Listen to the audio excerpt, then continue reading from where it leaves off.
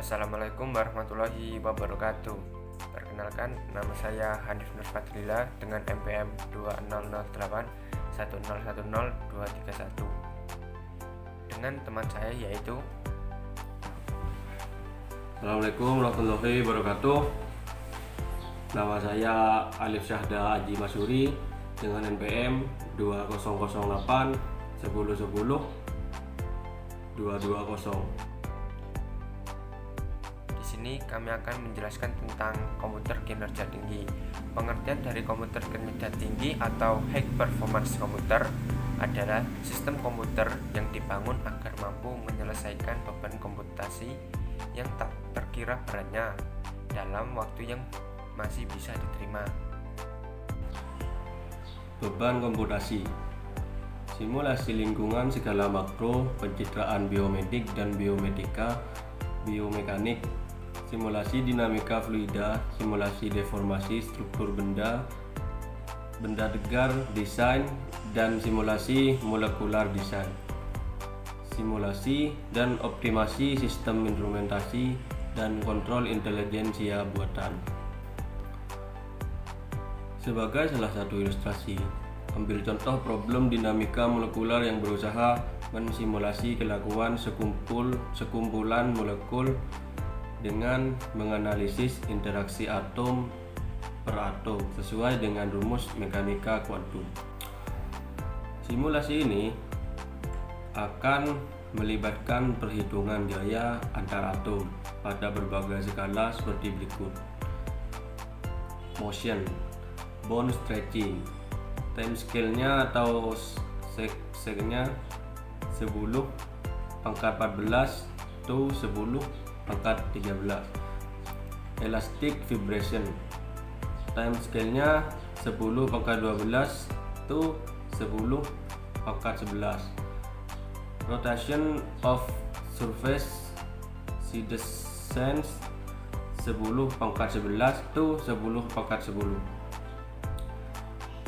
hinge bending, time scale-nya 10 pangkat 11 to 10 pangkat 7, rotation of buret side change 10 pangkat 4 to 1 second, allosteric transition 10 pangkat 5 to 1 second, local denaturation 10 pangkat 5 to 10 second. Di sini nampak bahwa gerakan singkat adalah bond stretching dengan skala waktu 10 sampai 14 detik.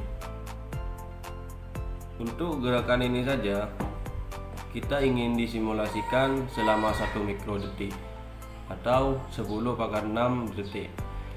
Maka diperlakukan iterasi sebanyak 108 kali. Sementara itu, suatu simulasi yang lumayan komplit bisa melibatkan sekitar 100.000 atom. Untuk setiap atom, gerakannya dihitung dengan mempertimbangkan interaksinya terhadap 99.999 atom lain. Namun, biasanya ada radius interaksi efektif, sehingga hanya sekitar 10.000 atom tetangga yang diperhitungkan. Kemudian untuk teknik komputasi kinerja tinggi atau teknik dari komputer kinerja tinggi. Untuk mempersingkat waktu perhitungan ini ada 2 cara umum, yaitu yang pertama membuat prosesor lebih cepat, yang kedua melakukan kalkulasi secara paralel dengan banyak prosesor. Untuk cara pertama sendiri yaitu jalur elektronik prosesor harus diperkecil agar sinyal mengalir makin pendek atau arus makin kecil. Sayangnya, teknologi manufaktur semikonduktor saat ini masih memakai teknik litografi dan sudah mendekati limit. Sebagai informasi, chip prosesor terkini atau Intel i7 telah mencapai skala 45 nanometer. Jika diperkecil lagi, kemungkinan kesalahan dalam proses manufaktur membesar sehingga keandalannya makin menurun. Dengan demikian, harapan mempercepat komputasi yang masih terbuka lebar hanya dengan cara paralelisme. Pada paradigma ini, algoritma program harus dipecah menjadi beberapa lajur yang bisa dikerjakan secara bersamaan.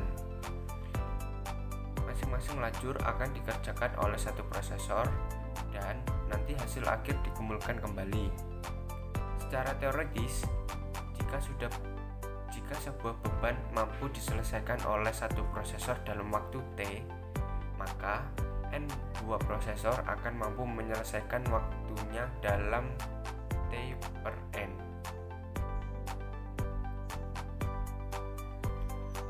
Untuk mewujudkan komputasi paralel, diperlukan dukungan perangkat keras yang menyediakan banyak prosesor dan juga sistem informasi untuk membagi beban komputasi ke seluruh prosesor tersebut. Sistem ini ternyata tidak mudah, sehingga pada awalnya komputasi paralel hanya bisa dinikmati oleh sistem yang mahal dan besar seperti komputer super. Untunglah, dengan berkembangnya zaman, komputasi paralel mulai bisa ditemukan pada komputer biasa. Selanjutnya adalah multiprosesor dan multicore. Pada pasar PC, implementasi awal paralelisme adalah dengan memasang banyak CPU dalam satu komputer, atau bisa disebut multiprosesor. Misal komputer dengan dual Pentium Pro. Kini, hal ini juga dicapai dengan memperbanyak jumlah prosesor dalam satu CPU atau multicore, mulai dari dual core dan kini quad core, misal Intel Xeon, Intel i7, AMD Phenom.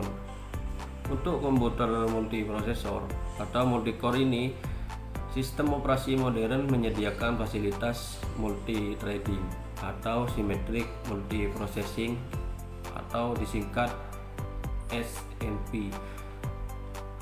Linux telah mendukung hal ini dari awal, sementara Windows memiliki sejak Windows NT.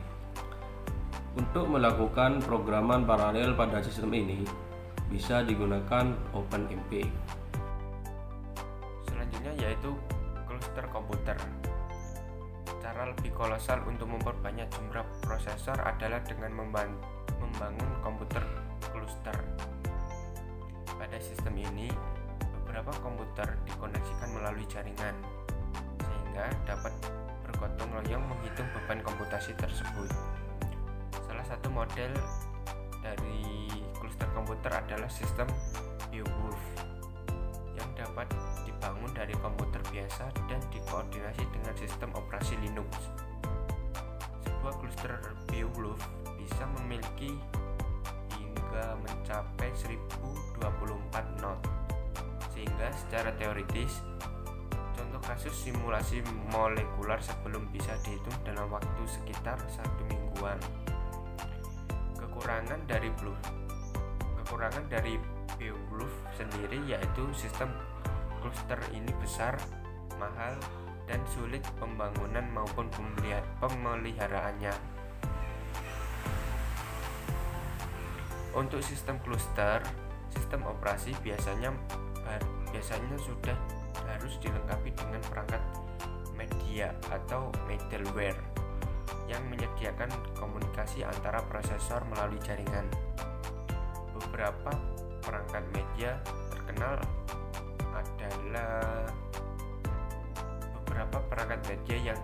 yaitu Parallel Virtual Machine atau PVM, dan juga Message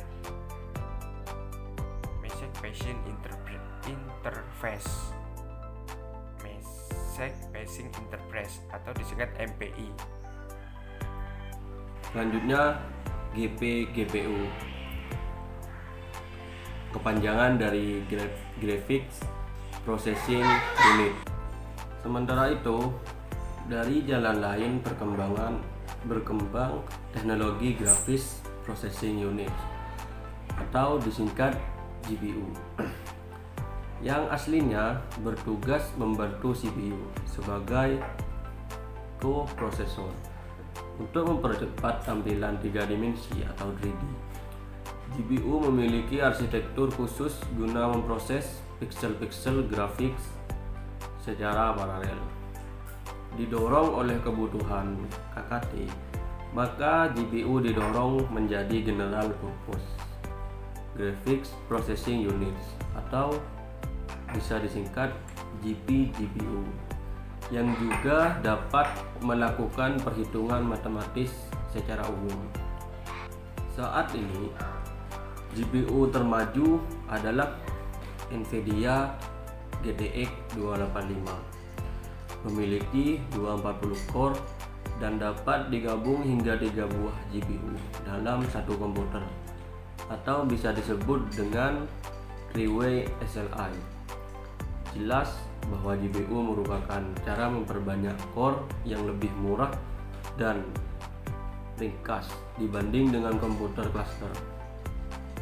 Dukungan perangkat lunak untuk GPU paling hangat saat ini adalah CUDA.